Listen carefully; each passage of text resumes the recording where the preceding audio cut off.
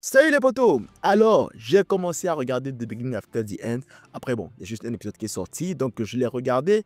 Et franchement, je le trouve intéressant. Très intéressant. Donc, on va aller dans la revue tout de suite. J'aime bien le concept. Le concept d'un ancien roi qui apparemment était très tyrannique quand même, qui était quand même très méchant, qui était très conquérant. Genre, la preuve, le mec, il n'arrivait pas à tenir parce que tout le temps, les gens voulaient sa peau. Mais après aussi, je pense que ça accroche du système de monarchie. Ou par exemple, là-bas, la monarchie, c'est vraiment le trône, tu dois le conquérir, tu dois genre, avoir le trône. Tu peux avoir le trône en tuant le roi. Sauf que maintenant, dans l'époque où on est dans l'animé, en fait, c'est vraiment juste par héritage, par lien de sang, si tu veux. Donc le mec, c'est un roi qui apparemment était quand même très sadique, hein. On le voyait, il voyait les missiles sur les gens, il conquérait les terres, je ne sais pas comment on dit ça. Bref, en tout cas, tu comprends, il dominait un peu tout ce par quoi il passait, et puis il meurt. Alors, il meurt dans des circonstances un peu bizarres, selon moi. Peut-être qu'on nous expliquera un peu plus davantage sur le comment, le pourquoi du comment il est mort. Je pense qu'il a été victime de coup d'État.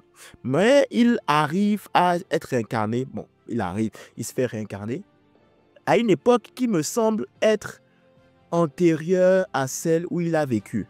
Parce que là, il n'y a pas d'avion, il n'y a pas de drone, il n'y a pas de trucs futuristes et tout. Mais au contraire, par contre, à cette époque-là, il y a la magie. Tu me diras, ah, c'est intéressant, c'est la première fois que je vois un truc comme ça où le gars, en fait, au lieu d'aller dans le futur, de se réincarner dans le futur, il va dans le passé. Après, je peux me tromper. Je peux me tromper. Peut-être que c'est vraiment le futur qui est comme ça. Mais ça m'étonnerait parce que du coup, c'est quoi? Le futur serait moins avancé que le passé? Ça fait pas de sens. En tout cas, on va partir sur le prédicat que on est dans le passé. Car après, peut-être que l'anime me donnera tort. Ou que les commentaires, ceux qui ont lu le webtoon, me donneront tort.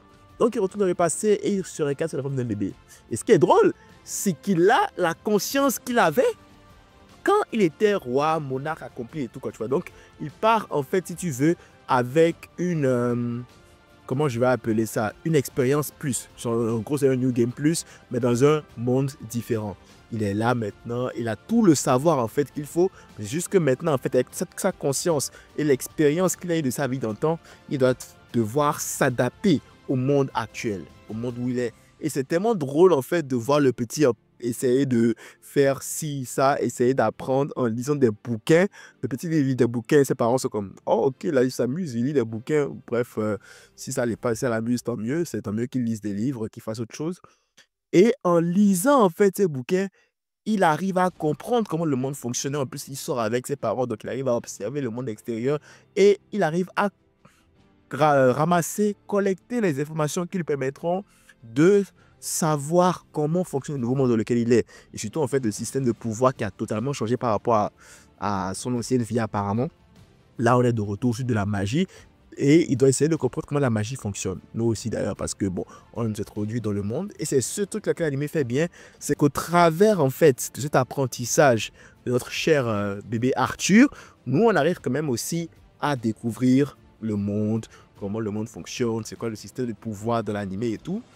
Et à date, pour le moment, j'ai l'impression qu'on a juste, comment tu appelles ça? T'as la mana. La mana sera genre le noyau principal de ce système de pouvoir, si j'ai compris. Il y a deux catégories. Tu as ceux qui utilisent le haki pour accroître la capacité physique, c'est ce que j'ai compris. Et tu as l'autre côté, les mecs qui utilisent le mana pour de la magie, justement. Donc, il y a deux catégories, sauf que notre mec Arthur, en apprenant tout ça et tout, ah, c'est tellement mignon de voir Arthur apprendre et tout. Il me rappelle Baby Bell dans Belzebub, mais ses réactions et tout sont tellement drôles. Le fait qu'il soit un bébé et qu'il pense comme un adulte dans sa tête, mais genre personne ne le comprend, c'est juste incroyable. Et au début, tu sentais qu'il n'était pas du tout content en fait avec le corps. Enfin, après, qui sera content? Genre, il n'était pas du tout content, il n'était pas encore habitué en fait à son corps jusqu'à ce que finalement il arrive à s'habituer, il arrive à profiter pour collecter les informations de ce monde.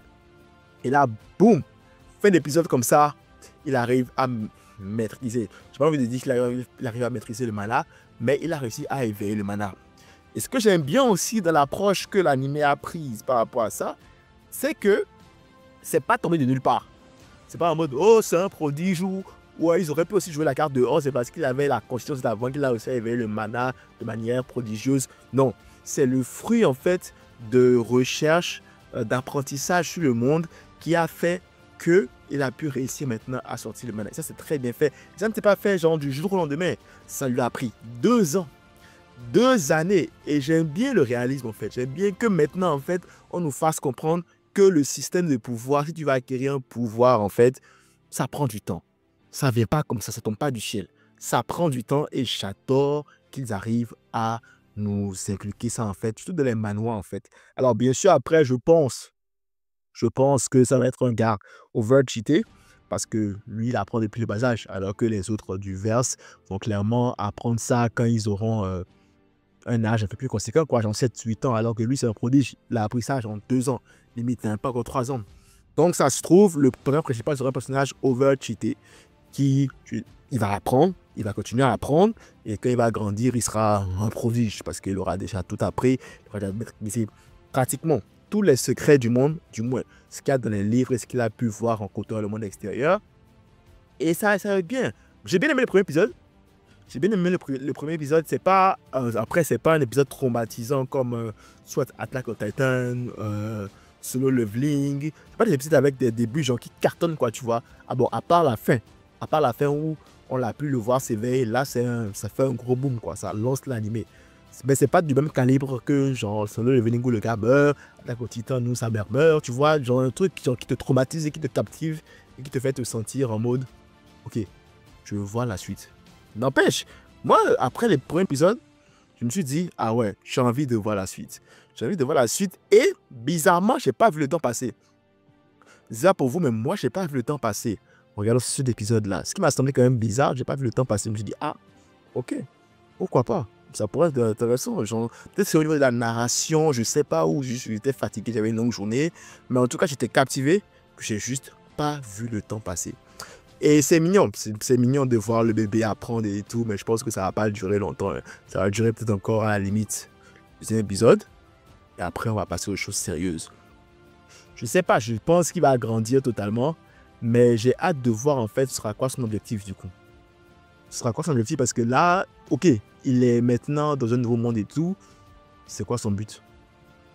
Surtout qu'il a une conscience maintenant, donc voilà, est-ce qu'il va vouloir conquérir le monde? Est-ce qu'il va vouloir devenir le roi de ce monde ou est-ce qu'il va avoir envie de vivre une vie normale? Ah, aussi un truc sympa, c'est que en même temps qu'il apprend les secrets du monde, il apprend aussi ce que c'est d'avoir des sentiments.